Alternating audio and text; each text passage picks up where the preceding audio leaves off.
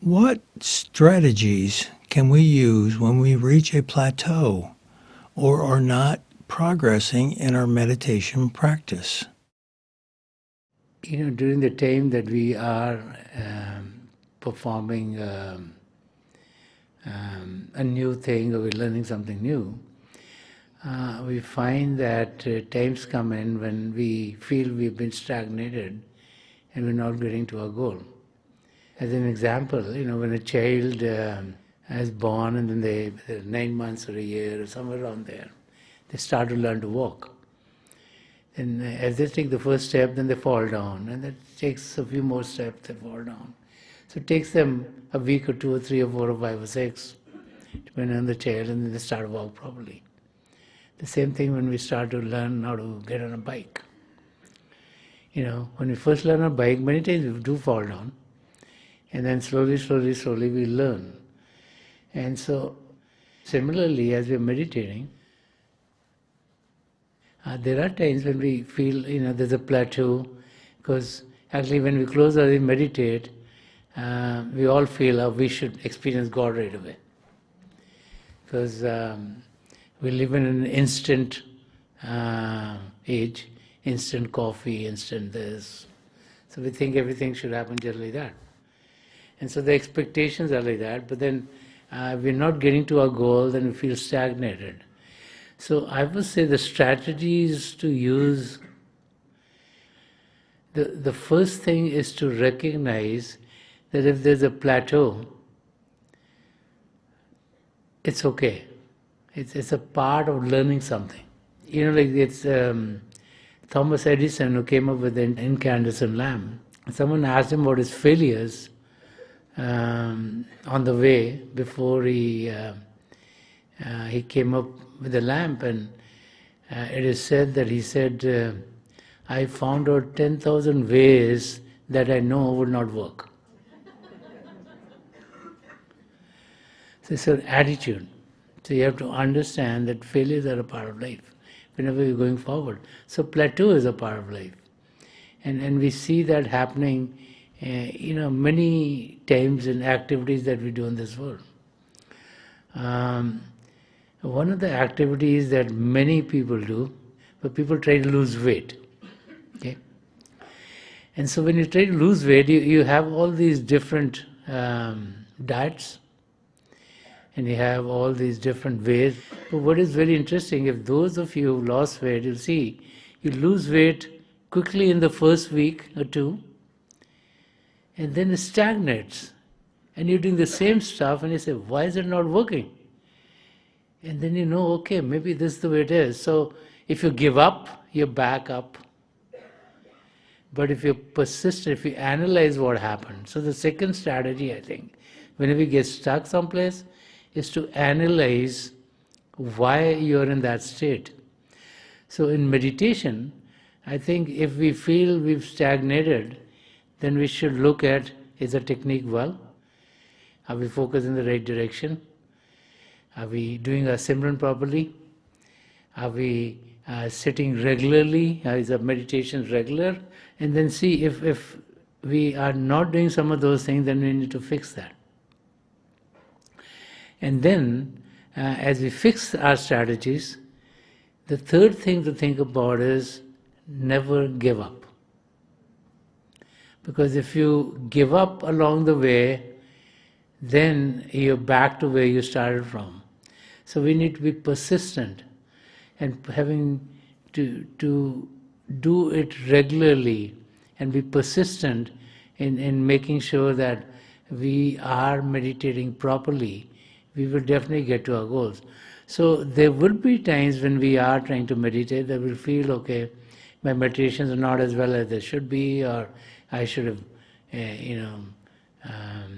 have better meditation. It's very difficult to know also what is better meditation for us, because there's no very easy goal. But if we feel that we kind of stagnated, then I think we should analyze the situation, we should go forward, we should not give up, and with more zeal and passion, as we take steps towards our goal, we'll get there. Should we crave life in the human frame? I think we should definitely crave life in this physical world, because that's the only opportunity for us to be one with God. You know, the saints have talked about this human existence as the roof and crown of all creation. So there is also the saying that even the angels want to be in the human existence, because that's the only way they can be one with God, they can be off the wheel of transmigration. So if someone craves for life in this world, that's very, very good. And there are so many living forms which are not in the human frame, and so craving in the human frame, when you are in one of those forms, is very good. You want to get into that frame. If we are in the human frame, then we are here already.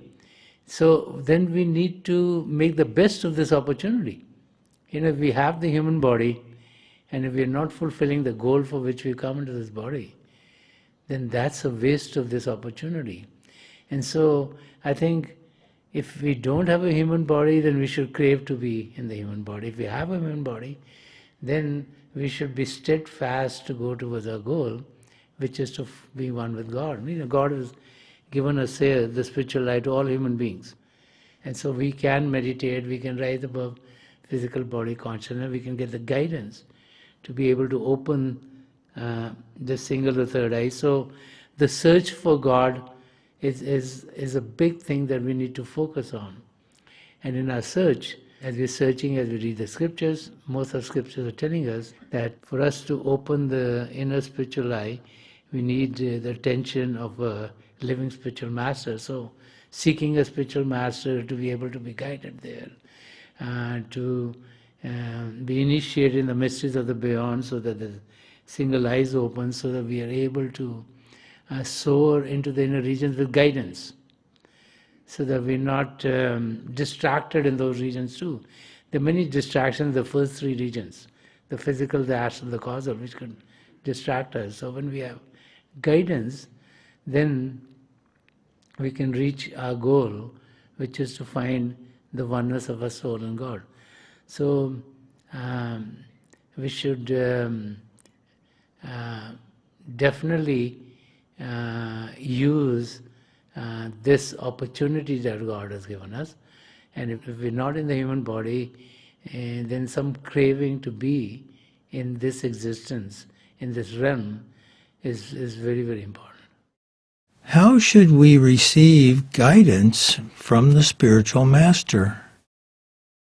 You know, when we ask a question in the physical presence, then the spiritual master is giving us a very clear and concise answer to our question.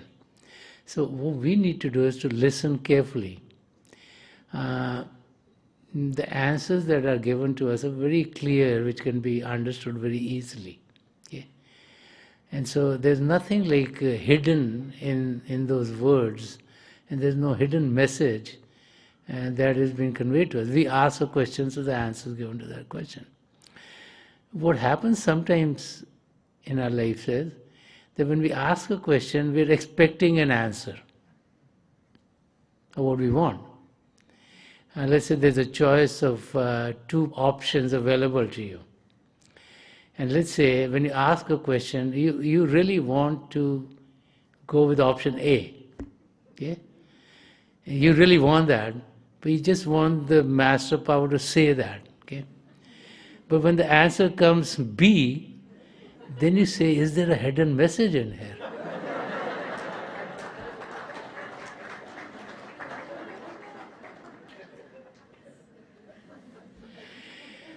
And so then you say, but if this was like this, I mean to ask it this way. So the answer comes very straightforward, correct, easy language, everyone to understand, no complication, no messages which are hidden. But we who sometimes want something, then we can take it differently. So we should be open, and if we listen very carefully to the answers, that's where attention should be. Then everything is spoken very clearly, and nothing is left ambiguous, I think. How how can we be compassionate and help someone in pain? We definitely want to be compassionate. Our life here has been given to us so we can help each other. And so we feel the pain of others. Now, when we feel the pain of others, then just feeling the pain is not solving anything. So we need to be in a state where we do something to relieve the pain of someone else. Okay? So our job when we hear that someone is in pain is to help them be relieved of that pain. And so many times, you'll meet someone who's in trouble and you just say, oh, I feel your pain, I'll do anything. Then you've really not done anything. You've not helped that person that much. We should be in a state where we want to help someone else with their pain. And then only their pain will get lessened. So we don't have to take all the pain ourselves. Let's say someone's having a physical problem, okay? It's a painful situation. We might not be equipped to know everything about that pain or difficulty. Then we have to guide them to someone who might know that.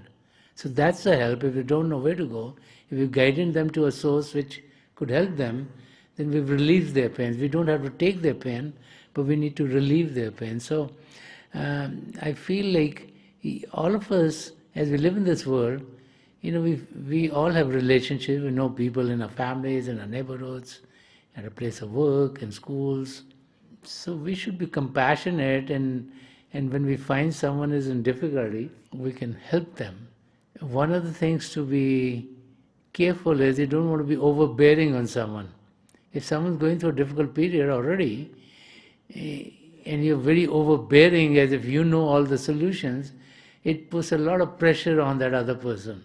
So we need to be very careful when we deal with people, because we're living in an age where people are much more sensitive to input coming from others. And so one needs to be very careful as to how we try to help them. Because we need to be protecting the individuality of that person. We don't want to get into that area. But we should help them the best way we know how, by guiding them. If we can do something personally, we should help them. If we can't, we can guide them to some area where they can get help from, so that their pain would be lessened. How does meditation help us with our karmic load? Karma is created when we have thoughts, words, and deeds. Okay. So, when we meditate, and if we are meditating properly, then in that state we should be having no thoughts and no words and no deeds.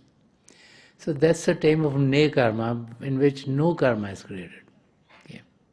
The key to meditation is to be in that state more and more and more. Whether it's good karma or bad karma, we have to come back to repair it. Okay? So even though it seems like good karma would be very good for us, it really is not good from the point of view that you have to come back to reap its rewards. Okay? So they say the best state to be in is the state of ne karma. And so ne karma state is experienced either when you're meditating properly, or when you go to satsang, because in the satsang, if our attention is in the satsang, there should be no thoughts, no words and no deeds. And also, when we do something, when we do selfless service, when we're helping someone, with the realization it's not we who are helping, but we're helping in the name of God. So realizing that we are just the conduit through which help is going to someone else, that also is a time of ne karma. So the saints have been advising us that we should spend as much time in those activities which are ne karma, which no karma is created in that time, that those are good for us. Because when we look at our life, out of the three kinds of karmas, the Sanchit karma, which is storehouse of karma, the Pralab karma, which is the karma that we pass on a daily basis, and Kriyaman karma, which we create daily. Okay? The Pralad karma is going to play out in our lives. It's supposed to play out, it will happen.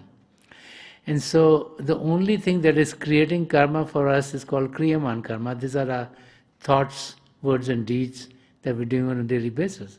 And so if we spend time properly in our meditative processes, if we spend time in those activities which have ne karma, then we will not be creating those karma, whether they're good or bad.